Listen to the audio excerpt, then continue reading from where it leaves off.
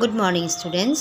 আজি আমাৰ আলোচনা কৰিবলগীয়া পাঠটি হৈছে পাঠ 14 প্ৰকৃত সাহসী। তোমালোকে পাঠটোৰ মূল কথাবোৰ ভালকৈ মন কৰিবা। এতিয়া আমি মূল পাঠলৈ আহিছোঁ। প্ৰকৃত সাহসী পাঠটিৰ আৰম্ভণি এনেদৰে হৈছে। চিকাৰীয়ে হাবিলৈ গৈ সিংহ, বাঘ, মেথুন আদি নিৰ্বোধ বন্যপ্ৰাণী চিকাৰ কৰে। আমি সকলোৱে জানো যে চিকাৰীয়ে হাবিলৈ গৈ এই সিংহ, বাঘ, মেথুন আদি জ্ঞান নথকা বনৰ প্ৰাণীবোৰক চিকাৰ কৰিহে বধ কৰিব পাৰে। এই বনৰীয়া জন্তুবোৰ মানুহতকৈ বেছি পৰাক্ৰমী, শক্তিশালী আৰু খৰতকীয়া। অৱশ্যে এই বনৰীয়া জন্তুবোৰ আমি সকলোৱে জানো যে মানুহতকৈ বেছি পৰাক্ৰমী অৰ্থাৎ সাহসী, মানুহতকৈ বেছি শক্তিশালী আৰু মানুহতকৈ বেছি খৰতকীয়া হয়। যেতিয়া কোনো এজন চিকাৰীয়ে সিংহ বা বাঘ এটা চিকাৰ কৰি বধ কৰে তেতিয়া সকলোৱে কয় তেওঁ এজন বৰ সাহসী মানুহ। অৱশ্যে আমাৰ মাজত এই কথাষাৰ সদায় দেখা যায় যে যেতিয়া এনেধৰণৰ নিৰ্বোধ প্ৰাণীবোৰক চিকাৰ কৰি বধ কৰা যিজনে বধ কৰে তেওঁক আমি সাহসী বুলি পৰিচয় দিওঁ। অলপ দকৈ ভাবি চোৱাচোন, প্ৰকৃততে চিকাৰীজন সাহসী নে? যদি আমি সেই কথাষাৰক গভীৰভাৱে ভাবিবলৈ লওঁ তেন্তে সেই চিকাৰীজন প্ৰকৃততে সাহসী হয় জানো? আমাৰ মনত তেনে এটা প্ৰশ্ন উদয় হ'ব লাগে। সিংহ বা বাঘেই হওক শক্তিশালী হ'লেও সিহঁতৰ বোধশক্তি কম। সিংহ আৰু বাঘ যদিও শক্তিশালী হয় কিন্তু সেই জন্তুবোৰৰ বোধশক্তি খুব মানুহতকৈ কম হয়। মানুহ শ্ৰেষ্ঠ, জ্ঞানী, বুদ্ধিমান আৰু হাতত বন্দুকৰ দৰে অস্ত্ৰ। তাৰ তুলনাত মানুহ কিন্তু জীৱশ্ৰেষ্ঠ এবিধ প্ৰাণী। আৰু লগতে মানুহৰ জ্ঞান আৰু বুদ্ধিও সেই জন্তুবোৰতকৈ বেছি। কিন্তু তথাপিও মানুহে সেই জন্তুবোৰক বধ কৰিবলৈ বন্দুকৰ দৰে অস্ত্ৰৰ ব্যৱহাৰ কৰে। যেতিয়া তেওঁ এটা ডাঙৰ জন্তু চিকাৰ কৰিব বিচাৰে তেওঁ তেতিয়া বুদ্ধি খটাই অস্ত্ৰ প্ৰয়োগ কৰে। আৰু যেতিয়া কোনো এজন চিকাৰীয়ে এনেধৰণৰ ডাঙৰ জন্তু এটাক চিকাৰ কৰি বধ কৰিবলৈ ইচ্ছাবোধ কৰে তেতিয়া কিন্তু তেওঁ বুদ্ধি খটোৱাৰ লগতে অস্ত্ৰ প্ৰয়োগো কৰে।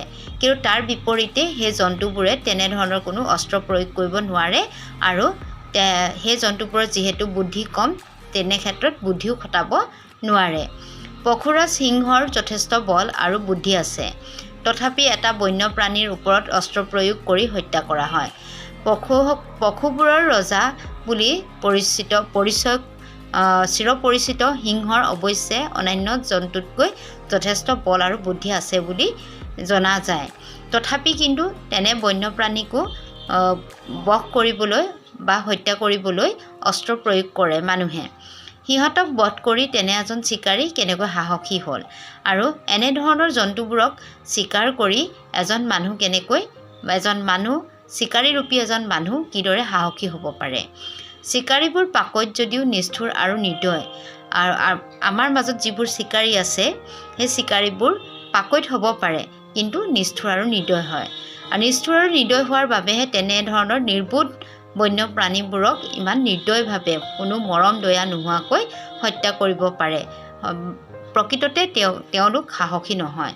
এই গোটেই কথাখিনিৰ পৰা যদি আমি চালি জাৰি চাওঁ তেতিয়াহ'লে এজন চিকাৰী কেতিয়াও সাহসী হ'ব নোৱাৰে। চিকাৰীজনে কেতিয়াও জন্তুৰ লগত মুখামুখিকৈ জন্তুৰ দৰে কোনো অস্ত্ৰ নোহোৱাকৈ যুদ্ধ নকৰে। তাৰ বিপৰীতে চিকাৰীজনে ছলনা কৰিহে সেই নিৰ্বোধ জন্তুবোৰৰ হত্যা কৰে। সেইকাৰণে চিকাৰী কেতিয়াও সাহসী হ'ব নোৱাৰে। তোমালোকে হয়তো পঢ়িছা সাহসী ৰজা আলেকজেণ্ডাৰে এক বিশাল সৈন্যবাহিনী লৈ ভালেমান ৰাজ্য জয় কৰিছিল। ৰণত সহস্ৰাধিক সৈন্যৰ মৃত্যু হৈছিল। সঁচাকৈয়ে তেওঁ সাহসী নে? তেনেহ'লে সাহসী কোন? ইয়াত দিয়া হৈছে যে আলেকজেণ্ডাৰ এজন সাহসী ৰজা আছিল আৰু আমি আগতেও পাই আহিছোঁ আলেকজেণ্ডাৰ এজন সাহসী ৰজা আছিল।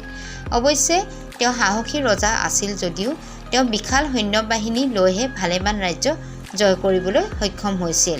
আৰু সেই ৰাজ্যবোৰ জয় কৰিবলৈ যাওঁতে সেই ৰণসমূহত তেওঁৰ সহস্ৰাধিক সৈন্যৰো মৃত্যু হৈছিল।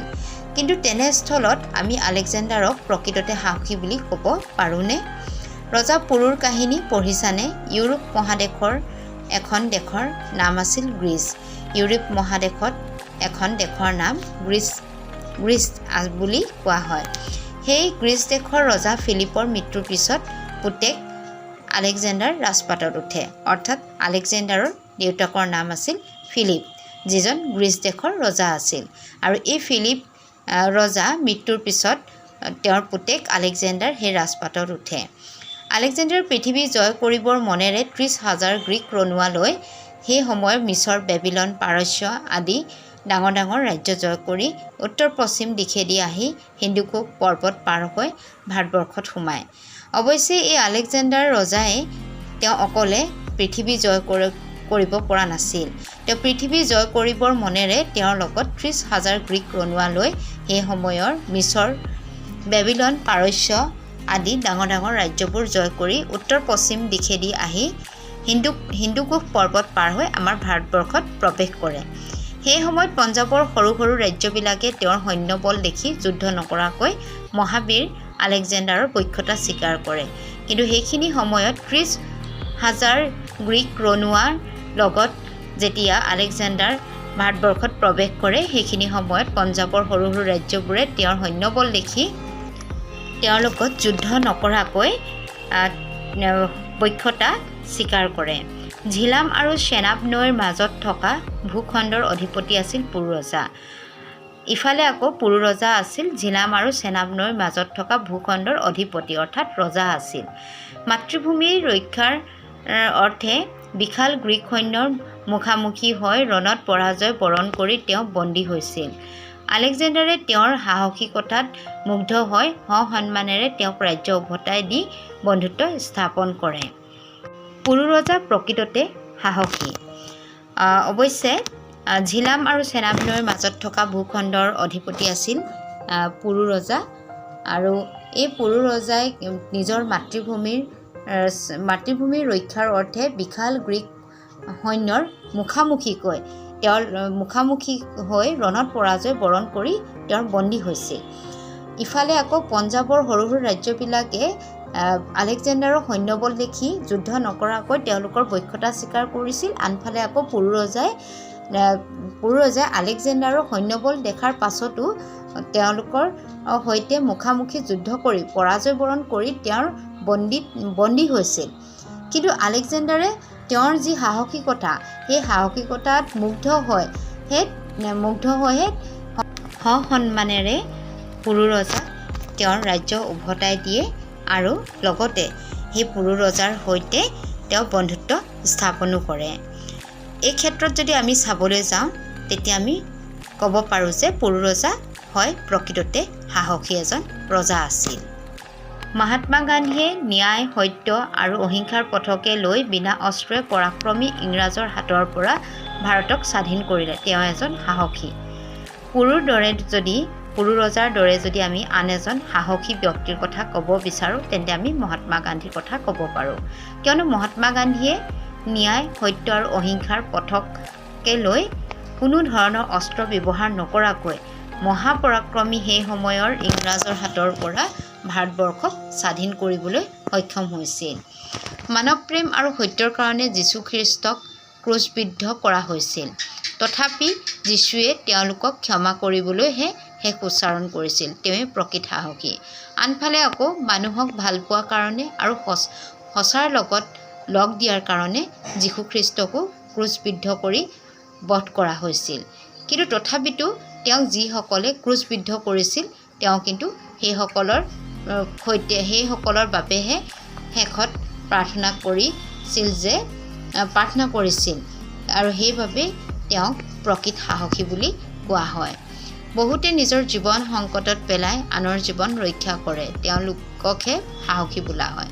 অৱশ্যে প্ৰকৃত সাহসী সেইজনহে ব্যক্তি যিজন ব্যক্তিয়ে নিজৰ স্বাৰ্থক ত্যাগ কৰিব পাৰে, নিজৰ কোনো স্বাৰ্থ নোহোৱাকৈ আনক সহায় কৰিব পাৰে, আনক সহায় কৰিবলৈ যাওঁতে নিজৰ জীৱনকো সংকটত পেলাবলৈ কোনো ধৰণৰ কুণ্ঠাবোধ নকৰে যিজনে, সেইজনকহে প্ৰকৃত সাহসী বুলি ক'ব পাৰি।